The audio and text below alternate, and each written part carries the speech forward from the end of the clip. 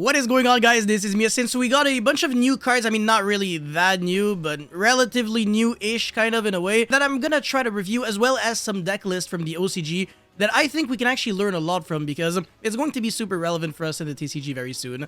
But anyways, before moving any further, friendly reminder to smash the like and subscribe button.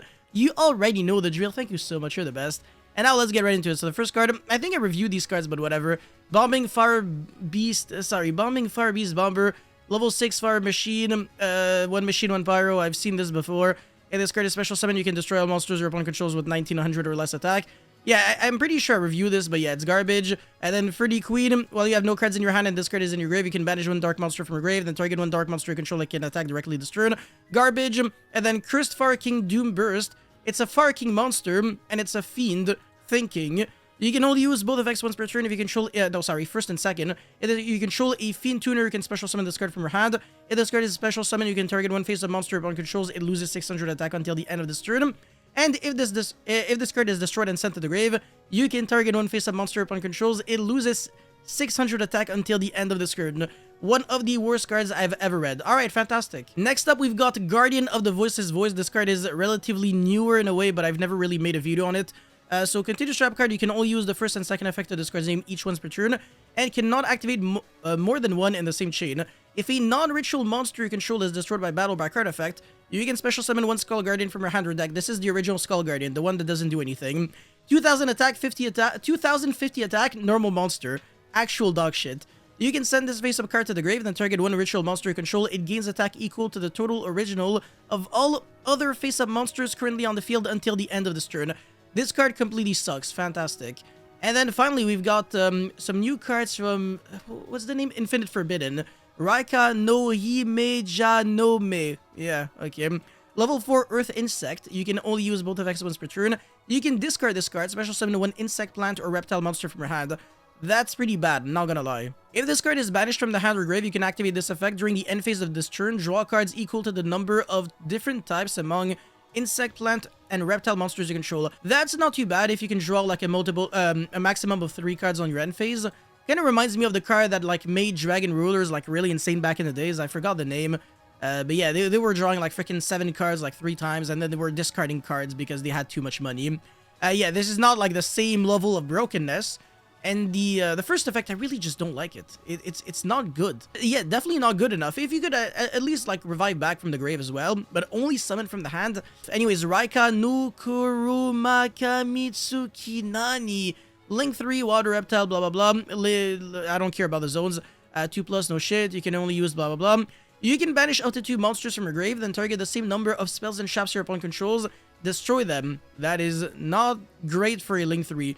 If this card is in your grave, same effect as the Raika monsters, so I seriously could not care less. This card is just like very... It's such a letdown, honestly, for Raika, because the archetype does not seem promising whatsoever. I think it's only really good in like Trap Tricks and like something else, Ogdoadic. That's it, but it's just trash, honestly. I mean, not everything has to be good, I know, but man, these cards are literally just dead content. That's the issue. Anyways, for the deck list now. So the first one, this is from a tournament in Tokai. I swear to God, I don't understand. This is not my first time seeing this, but every single freaking regional, even like in North America and like big tournaments like everywhere, like people just keep forgetting that we're in 2024. I don't know how this is possible. I keep seeing 2023 everywhere. Anyways, this deck list is really nice. It's a 60 card Infernoid Unchained. Yeah, I mean, Infernoid Unchained, basically.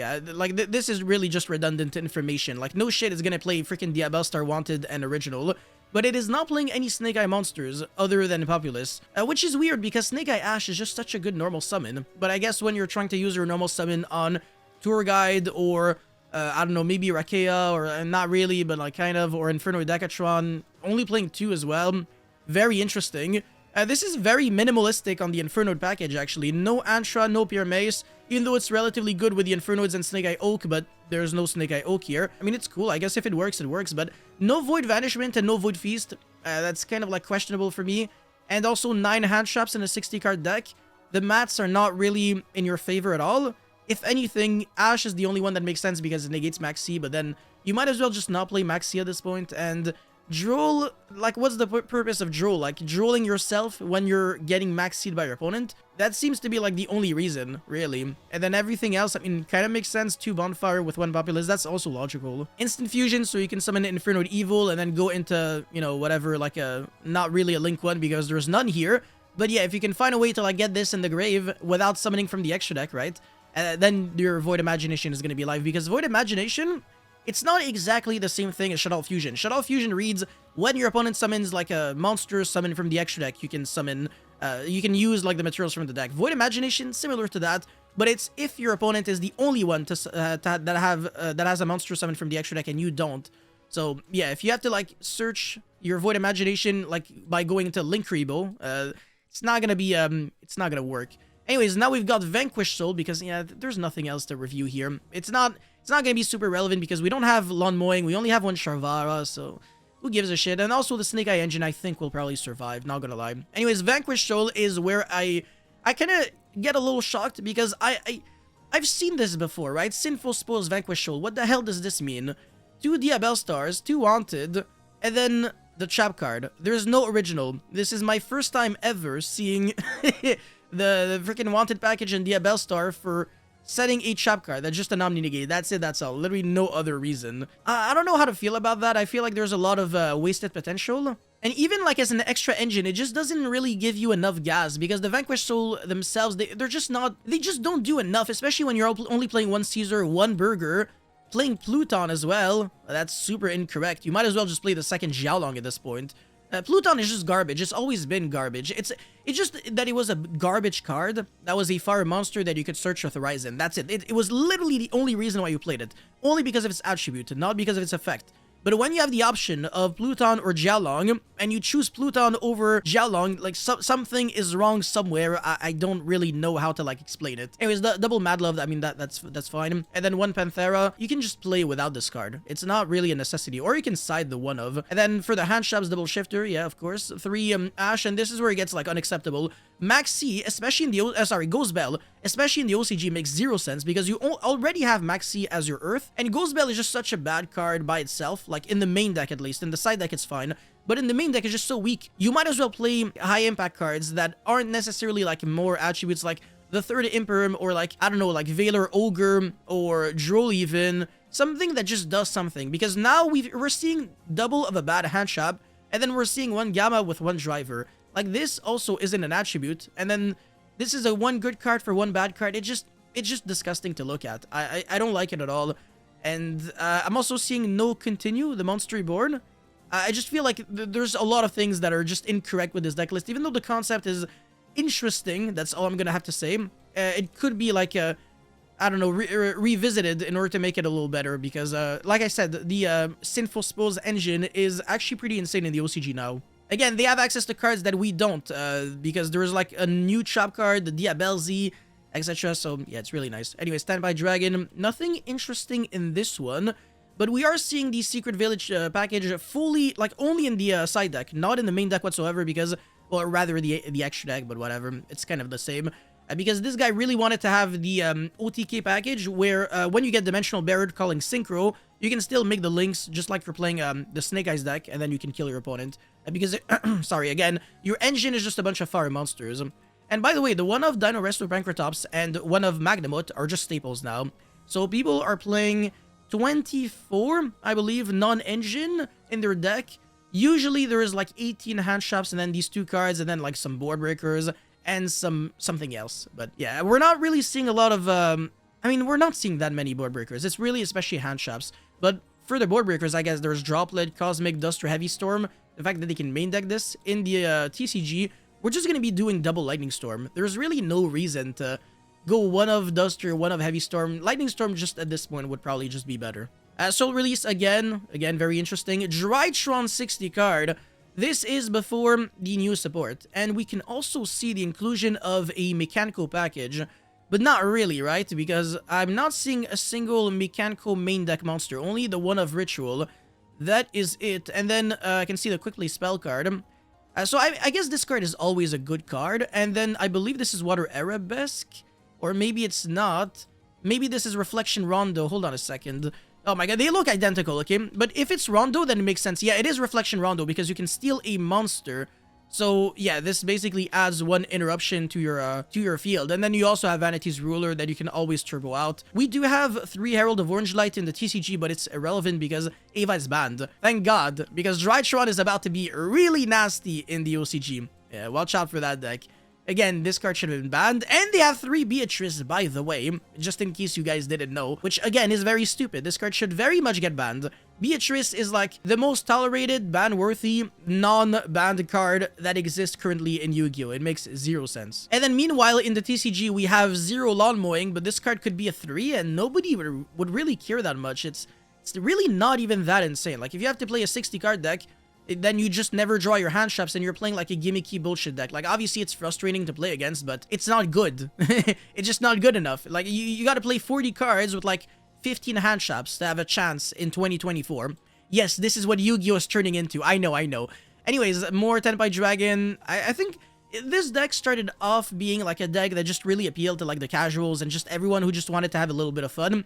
This deck will slowly turn into the most annoying deck in Yu-Gi-Oh! By far. Even though this deck list, I want to say, it's not like really bullshitty, because I'm not seeing any Heatwave and Kaiser Coliseum, but I swear to God, if I get Heatwaved in the TCG, I'm gonna snap. That's the reason why I'm considering potentially siding Delta in order to counter the Heatwave. So yeah, I guess 1 Delta with 1 Gamma, it kind of justifies the Ciphering package, but again, at this point, you might as well just do double Delta, right? Yeah, just so you have more names. Anyways, now we've got Ubel, which this is another deck that I really wanted to cover. They have Phantom of Ubel now. This card just dropped, and it is absolutely cracked. But for some reason, this deck is doing less good than I anticipated, because I think this deck is cracked. I think it has the potential of beating just about any deck. This card is pretty much a vicious Astrolabe that can negate Miru. Sing that in your head, right? It's absolutely cracked, but this deck does have some exploitable weaknesses, and if you manage to find them and take advantage of them, you cannot lose. So for example, as you can clearly see, the engine is made up of monsters with 0 attack. Like literally, only your extra deck can really apply damage proactively, but your main deck, not really. I mean, like, what are you gonna do? Like, attack with your Ubel, but what if your opponent does nothing? Then you can never do something yourself. So, you know, other than Link summoning and making a rank 10, there's not much Yu-Gi-Oh! That you can really play. And the biggest weakness that this deck has, only 1 Ubel. Do you realize that if you go Fenrir or banish that Ubel face down, the game ends? Because their Spirit of Ubel has to summon the original Ubel. So that's not going to be triggering to summon the Ubel. And then there's also only 1, I believe, Terra Incarnate, no Ultimate Nightmare. So if this dies, you don't get anything. So basically, the goal is to use them as... You climb into the next one, and then you link it off, and then you revive back again using the Field Spell, because this is a card that we do not have in the TCG at the moment. We will be getting it in Legacy of Destruction. So again, keep your eyes out on these new cards. So again, as a friendly reminder, we've got Infernal Grave Squirmer, in the hand effect, and in grave effect to Monster Reborn any of your feed monster with 0 attack, 0 defense.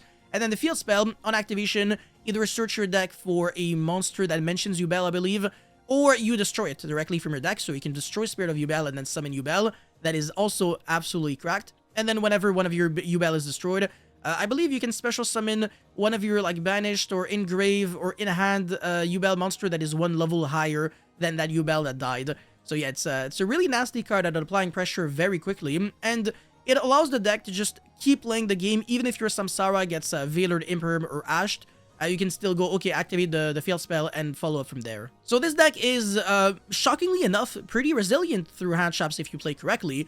We're also seeing a huge decrease in the amount of Unchained monsters being played. So only 1 Shyama, no Sharvara, no trap cards. I think that's clean. I mean, I don't necessarily disagree with it. No Abyss Actor Link 2. I always disagreed with that one. The only thing it really does is allow you to turbo out the DDD rank 6, but bro, at this point, just play freaking pure Unchained. Like, you're literally playing more Unchained cards than Unchained themselves in a non-Unchained deck. It literally makes 0 freaking sense.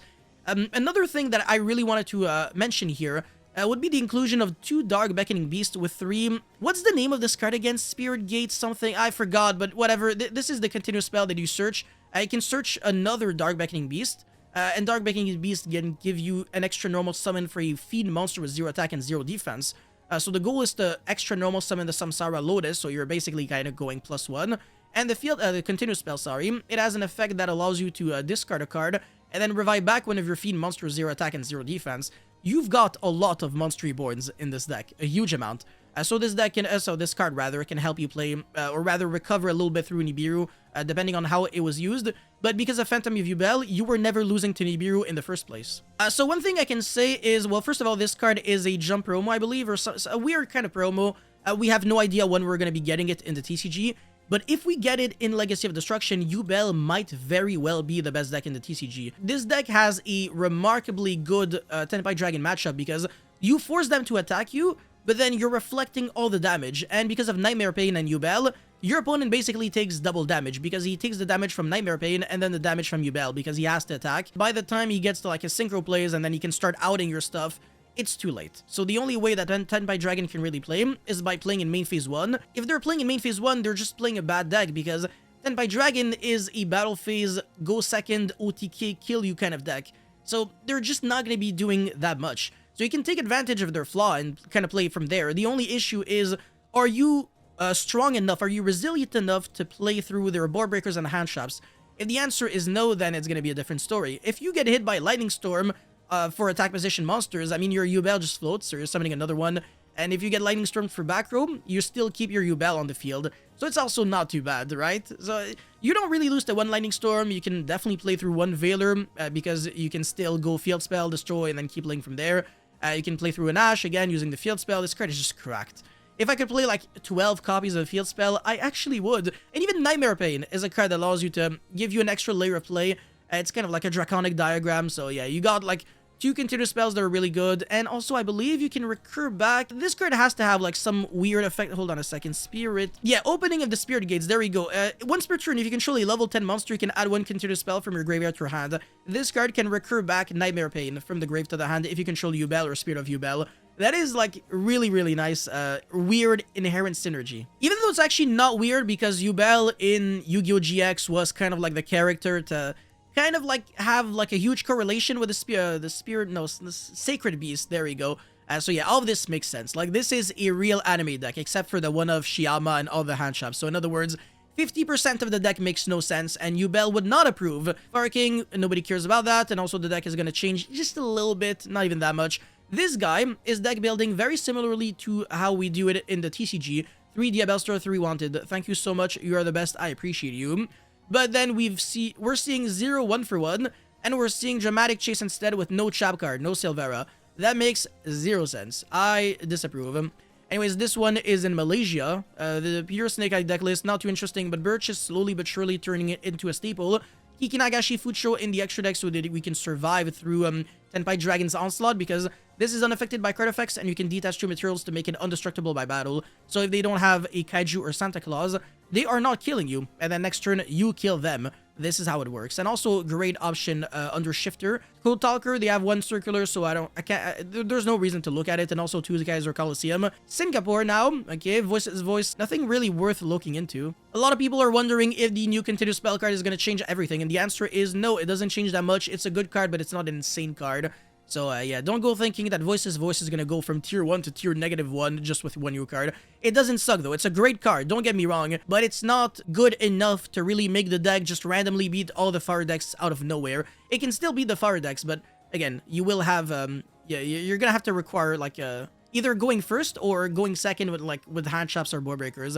Your engine is not good enough. Again, similarly to how we build it in the TCG with 1 Oak, because another deck list had like 0 Oak.